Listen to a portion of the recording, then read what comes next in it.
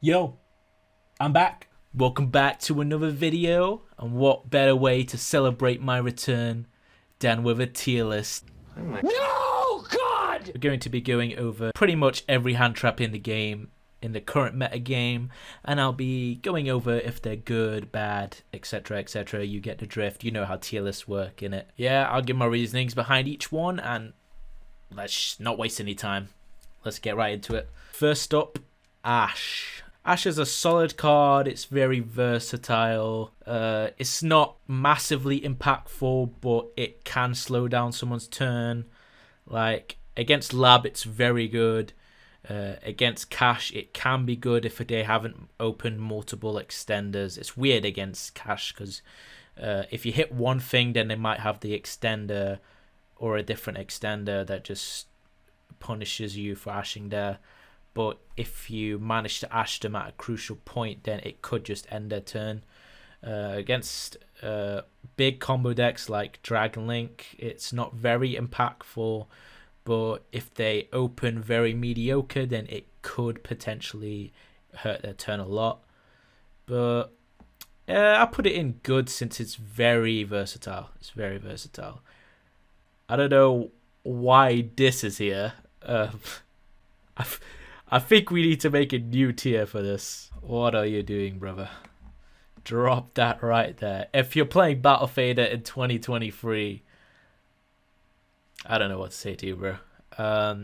Ghost Bell, it's aight. Against Cash, it hits like Birth.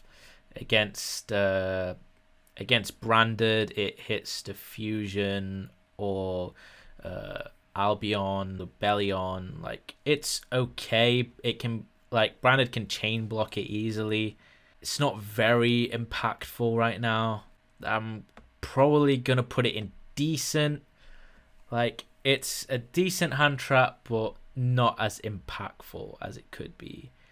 Winter Cherries, if you're playing a deck where you don't care about your extra deck or anything, then it could cheese a win. But in like a normal deck, there's way too many decks in the format to play Winter Cherries right now. Contact C, after Chaos Angel was printed, this card is terrible. If you special this to your opponent's board, all they need is a level 4 and they just make Chaos Angel. So thanks for the free body, I guess. I guess in against certain matchups like Cash, it could just shut down their turn. But it's pretty bad, so I'm going to put it in the bad category. DD Crow is just worse than all the Bestials. It's been power crept pretty heavily. The only upside to this over the Bestials is against like Striker, you can Crow their Kagari target, or against Branded, you can Crow a Retribution target. But generally, Bestials are just 1,000 times better. So I'm just going to put it in the bad category, as much as it does hurt me to say. Cycle Reader, that's a weird one. It's not really bad. It's bad right now. I think I do need to make a new category for this. Not the right meta. Cycle Reader is very good in a specific meta, and right now it's just not good. It's just not good at all right now. But in a format where there's a very dominant light deck that abuses the graveyard, this card could be crazy. Like, if Drytron becomes the best deck again, this card instantly becomes amazing. Psyframe Delta, I think that's the spell one. I mean, if you're going to play free Delta and a driver to stop one spell card, that's pretty bad. That's pretty bad. There's no spells that you really care about negating in the current format where you want to waste a hand trap spot on it. Like, I guess Branded Fusion, but like Ashe already performs that role, and you need to play a brick, and after you use one, the rest are dead, whereas Ashe, you have multiple copies that are alive after the first turn. So this one's gonna drop down in the what are you doing, brother? This card is absolutely abysmal. If you're playing this, stop coping, bro. D-Shifter, it just is an insta-win card against like 70% of decks. Like Striker, they can't really do anything. Dragon Link, it does hurt them to a certain degree if they open very weirdly, but with the introduction of Dispater, Dragon Link can easily play Undershifter, but it's still a struggle for them nevertheless. Insta ends Mathmech's turn. It doesn't do anything against Cash. It hurts Branded End board. Shift is just insane, but in certain matchups it doesn't really do anything. But this card wins against too many matchups to put it in any other category. Dark Honest, I guess there's a few good dark decks. But if you're playing an honest type card, it can cheese a win, technically. It can cheese a win. Like, it's not good by any means, but it can.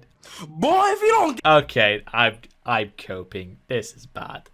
What am I talking about? This card is hot garbage. Stop. Yeah, what are you doing, brother? Do not play this card. So our first Bestial looks like is Boldrake.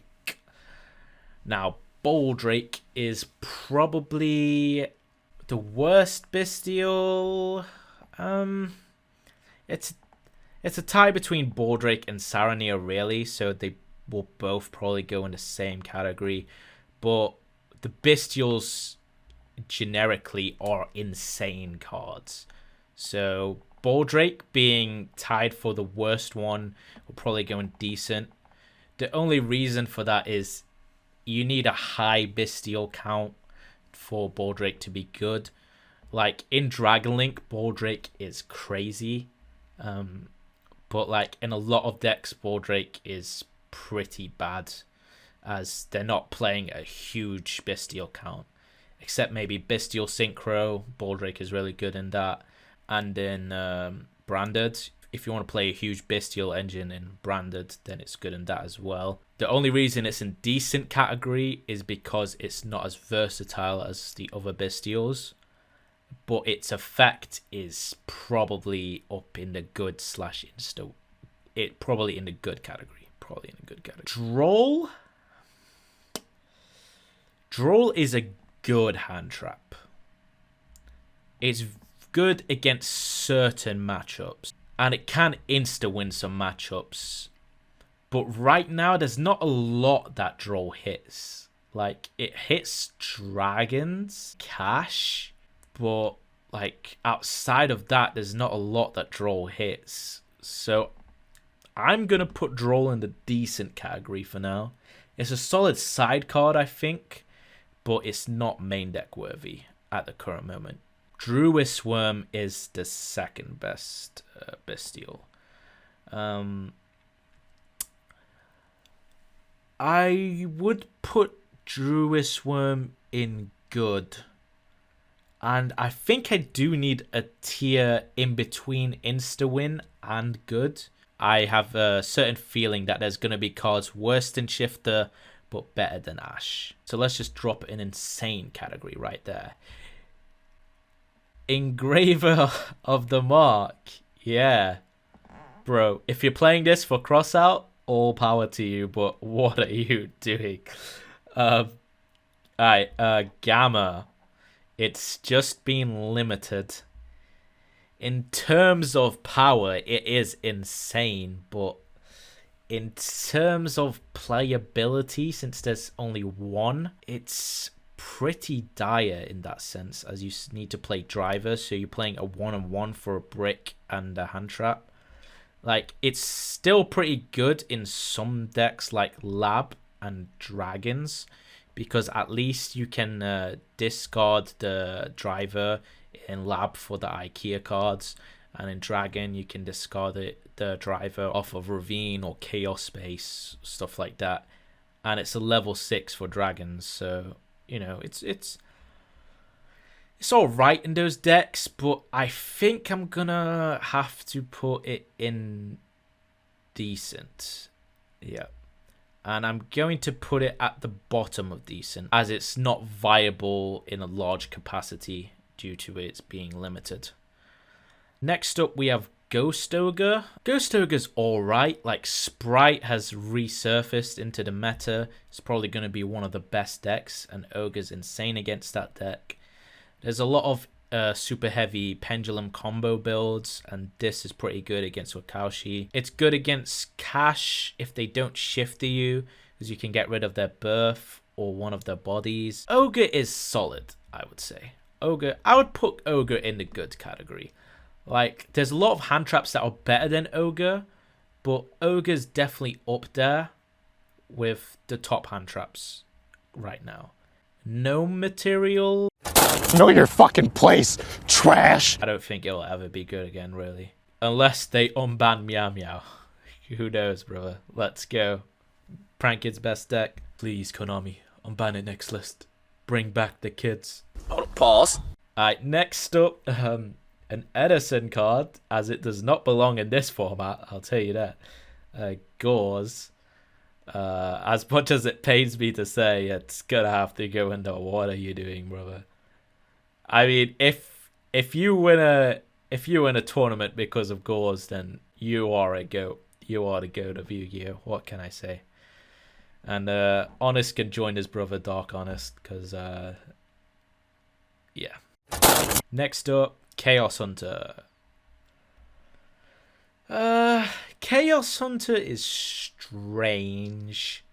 Like, it's very good in certain situations and in certain matchups.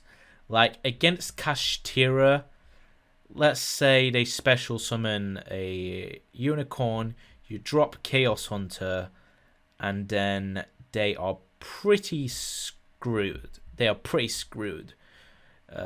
Unless they open the field spell to out the Chaos Hunter. And against Runic, this just turns off all the Runic cards, which is pretty insane. So it can cheese a win, but like, apart from those two matchups, there's not really anything it hits. Like, I guess it hits Bestials, which I guess that can bump it up to some extent, but nah. Looking at the cards in the decent category, there's no way Chaos Hunter can go up there. But Chaos Hunter is a solid, spicy tech, I guess, if your deck is terrified of like Runics or Cash. So, I don't know. If you want to play it, all power to you. Like, it can go crazy. Imperm. Aight. So right now, everyone is on talents, and Imperm is the only hand trap that does not play into talents. So I think Imperm personally goes in the insane category, because it doesn't play into talents, and it has the potential to just stop your opponent's combo.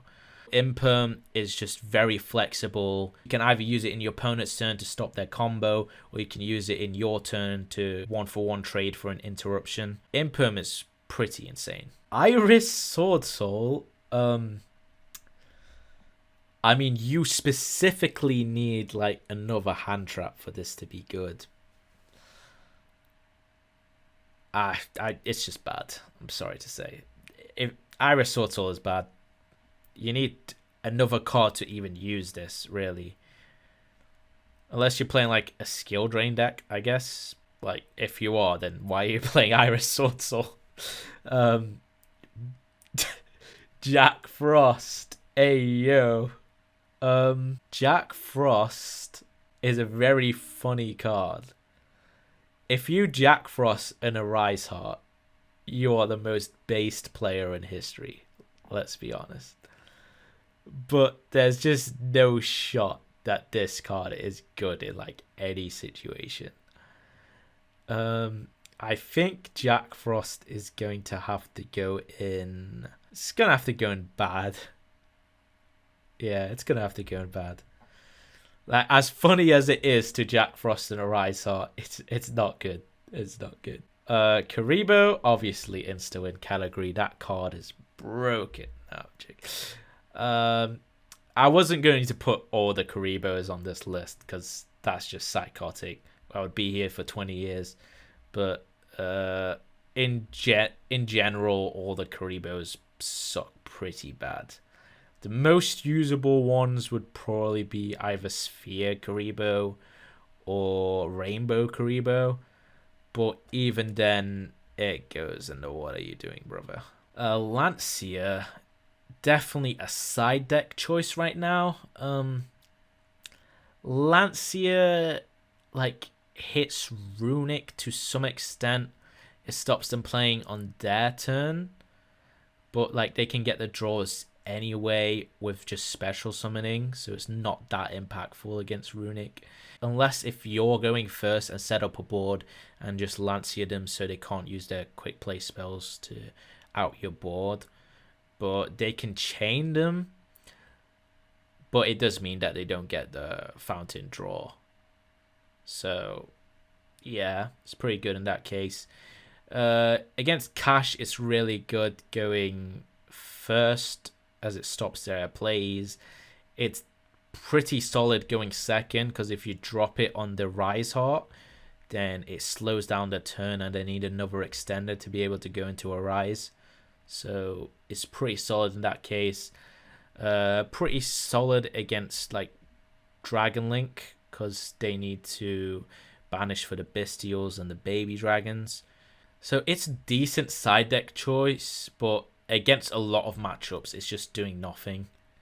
But I will put it in the decent category. I think it definitely deserves to be in the decent category because it's good against a lot of matchups right now.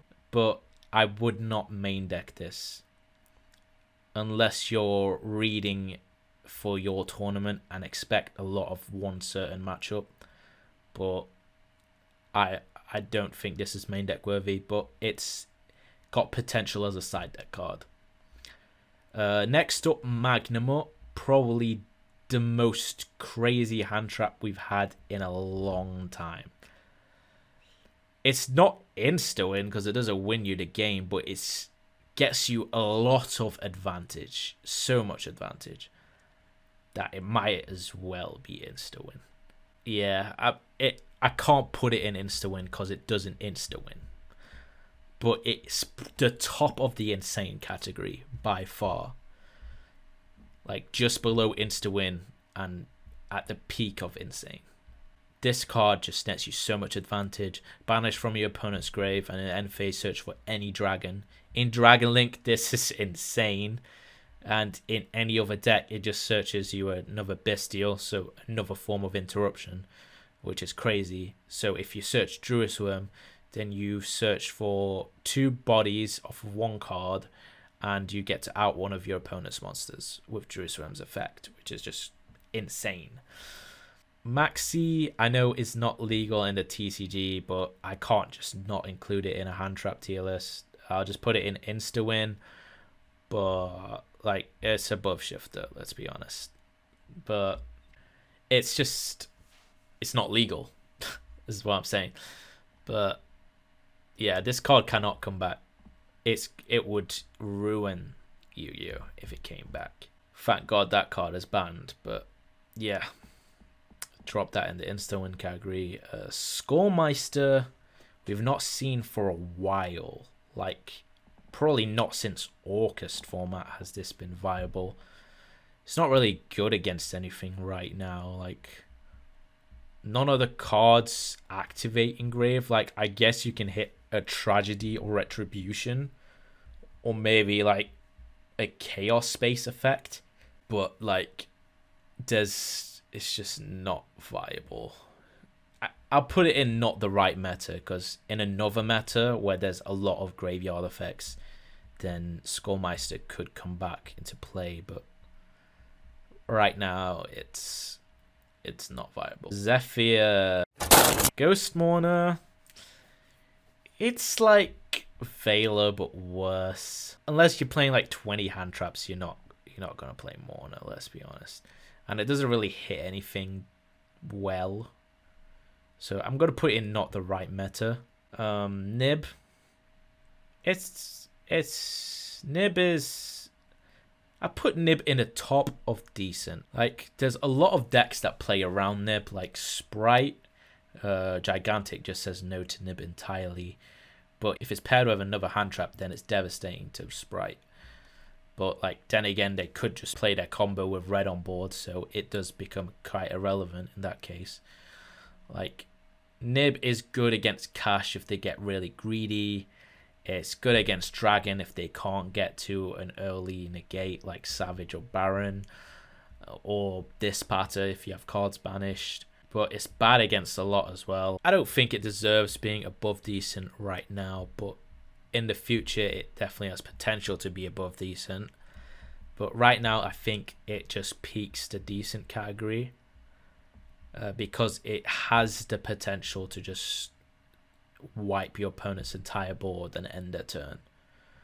So just for that threat alone, it has to be at the top of decent, but it's not good enough to be in the good category right now. Ghost Nun, it can choose a win. Like, it just makes you gain a lot of life. Generally, it's not a good card. Like, it's basically a neutered Maxi, but it can choose a win. It can choose a win. Orange Light is now semi-limited. It's not really a lot of fairy decks. Like, cool, you can play it in Drytron, but everyone's on Bestials, so if you're playing Drytron, you're in a bad position already. Like, I guess if you're playing Tier and you're playing all the like Agitos and Kelbecks and Max, then it can be alright. But I put it in not the right meta. I don't think it's the right meta for it, but in the future it definitely has the potential to be up there. Retaliating Sea, I guess it's okay. Like, it's not really a lot of decks that it's good against. It's good against Branded, but like, that's about it. So I'll put it in not the right meta, because like, all it hurts is Branded really. Saranir I'll put in pretty much the same position as Bordrake. Probably above Bordrake, because it has more utility in Branded and Dragonlink, because it can send a Branded spell or trap, like in Dragonlink Regained, Branded Retribution, or like any spell you want to add off Retribution. And it just also sends Lubellion, which starts off a lot of your combos and just places a spell and trap on the field. So it's pretty good. So I'll put it slightly above Bordrake in that case. Saravis. It's a good protection card for like Imperm and Veiler. But generally, it's not really a good protection card. Like, I would rather just play Cross out than Saravis, to be honest. Swift Scarecrow is me. Striker's gonna resurge into the format. Dragonlink link summons a lot, so it can unbrick your hand, but it's not really worth playing, because like, there's not a lot of decks that link summon. Cash doesn't link summon, Branded doesn't link summon, Lab doesn't link summon, like Vanquish Soul rarely link summons. It's just not the right meta for Phantasme. Token, yeah, let's just drop that down there, buddy. If Sword Soul becomes the best deck, then maybe it can resurge back into the format, but yeah, I just don't see that happening for a while. There's a lot of decks stronger than Sword Soul right now. Trag could join his brother Gauze. Gizmek Uka. It's literally basically the same card as Cherries in the fact that you have to commit a lot of cards to use it. It's either really good or really bad. Last but not least, Veiler. It's in a decent category. I'd put it above Nib because it's way more versatile than Nib in a lot of matchups. But I don't think it's quite as good as Ogre or Ashe. So I don't think you can go any higher than that. Like, there are certain formats where Imperm and Veiler just swap places because Veiler's a monster. But in general, Imperm is just a way better card. It's just a worse Imperm. But because it is an Imperm, it's really good. That's the tier list. All the hand traps. I'm back. Season 2 of MiniFez, baby. Let's go. Next up, I guess I'll drop some board breaker tutorial. Huh? Board breaker tier list, and then a deck tier list for the new format in preparation for Euros. Yeah, if there's anything else you want to see in the comments below, make sure to like and subscribe. I'm going to be back making a lot more content, so keep tuned. I'll catch you guys next time. I don't play unless you talking Yugi. You wanna smoke? I can